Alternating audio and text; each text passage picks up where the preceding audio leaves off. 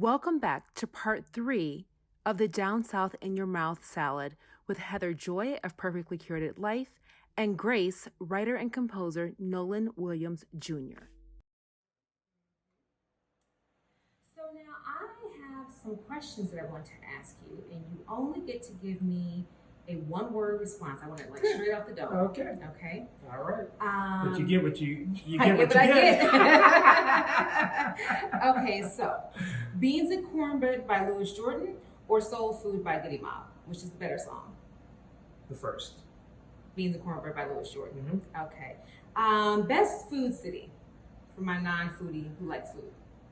Well, even with my non-foodie self, it's New Orleans. Okay. And I have to say, even again with my non-foodie self, when I went to New Orleans and tasted the food in restaurant, it's like, oh my God, where are these seasonings? These seasonings are not of the United States. That's a whole world of conversion. There's a whole other world unto itself.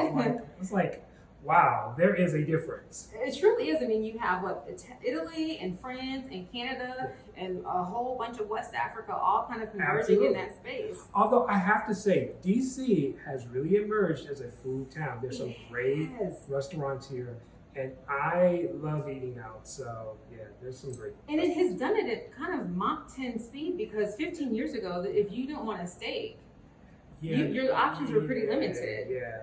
There's been a lot of growth here, and that's been exciting. Thank God. Interestingly enough, this is a whole off the subject. I was reading something early this morning that the city in the United States that has emerged as the pizza capital, at least according to this critic, is Portland, Oregon. Yes, I saw that headline. That? Don't believe the hype. Can you believe that? I can't. They were like, move over Chicago, move over Detroit, move over New York. Okay, well anyway. I'm a native Detroiter. This is not fair for me to say because I haven't been to Portland and I haven't had their pizza. Yeah. But I'm gonna stand up for my city. Okay. I'm with you. But it does make me want to go there. It does. And kind of test out some of those places. As soon as the heat leaves, they've been having some problems this summer. Yeah, the West Coast. God bless you all. God bless you all. Okay, so next question. Sunday morning or Friday night? Sunday morning. Okay. Shalimar or DeBarge? Ooh. I'm thinking of Love Me in a special way. Yeah, DeBarge. Okay. Yeah, So DeBarge. DeBarge. Okay, Yeah. and see, plus DeBarge has an unfair advantage because you had the family group, but then Eldra. Listen, they all had careers, and then they're crazy writers and producers. So they've contributed so much to the industry. You know where their mom is from? No. Detroit. Oh Lord, I should have known. Okay, so we're at the final step. So while you're putting on the bacon, I'll hold this. Okay, I'm going to put bacon in every section except for the section I'm going to eat. Okay. Oh, then here, let's leave that pin on the end for you. Does that work? Yeah, that works. So my last question is, well, actually, am I doing this right? You're good. Okay. You would tell me right if I weren't. A very unorthodox manner, but I love the creativity. Listen, what I'm really trying not to do is just put my hands all over the food, Okay. Not here. Okay, that's cool. Anita Baker or Aretha Franklin?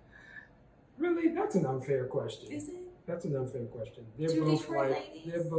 they're both like dynamos in their own right. I had the wonderful opportunity to work with Aretha Franklin, so I have to pick her for that. Okay. Yeah, a couple of occasions we worked together. And then lastly, since you are such a prolific and talented writer, and you've produced so many plays and shows, I have to know, Langston Hughes or James Baldwin? Oh, that's impossible. See, that is so tough. Langston Hughes, literary genius. James Baldwin, probably one of the most woke writers, a conscious of our nation, whose words are echoing now in such profound ways. I cannot. I'm sorry, that's impossible. Both. It's a tie. Okay, it's a tie. Okay, so we're going to wrap up here. We have our amazing Down South in Your Mouth salad, and I want you to just give us a little send-off a little Sunday send-off. What are your last words about Grace and about this amazing debut that you're going to have? So listen, we're going to open at Ford's Theater in Washington, D.C. on March the 18th. We'll close on May 14th. That's 2022. And we certainly hope that you will come, that you all will come, that you'll bring your friends and your neighbors and your family. It will be an amazing experience, I promise you that. And you can go to GraceTheMusical.com to stay connected with what's going on and become a friend of Grace so that you get updates periodic. I promise you, we do not write you every week. Like, don't you hate that when you register for something and then every week? No, but we only reach out at important times, and we provide exclusive content to material related to the show or things about the history of the show. So, yeah. Perfect. Thank you so much for joining me. Thank you, Nolan, Thank you. and your help with this salad. And I will see I you did guys. good, You huh? did wonderfully. Look at that. Yeah. I'm going to add chef to it. Sue. Sue. Sue being sous chef. Exactly. Take you all. care. Thank you. Thank you. Bye. Nolan and I have had a ball making the Down South in Your Mouth salad. It is easy, packed with the flavors of the South, and absolutely delicious. It has been such a treat to chat with Nolan and to hear more about Grace, his fantastic new musical about food, family, and resilience.